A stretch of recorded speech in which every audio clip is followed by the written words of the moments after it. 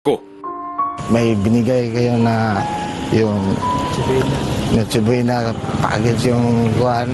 Nagluto kami ng spaghetti, ganun lang. Kahit nasa madilim, walang ilaw, yung araw na yung panahon na yun.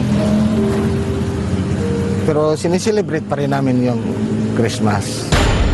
Ang pamilya Gonzaga, ipinamahagi ang regalo sa kanilang mga kapitbahay. Tuwing Pasko, sir, pag papasko naalala nyo parati yung sweldo. Yes. Bakit po? Pangalawang buhay na namin yun. Ito eh. Ito ngayon, parating na namin December. Paano Yes, kayo? ngayong December 17, nagpa-party kami, parang piyesta. Kami lang yung, meron kaming ginawa doon na maliit na waiting shed. Nilagyan namin yung Sindong Survivor. Christmas tree pa rin kayo ngayon, sir? Nandyan. Meron.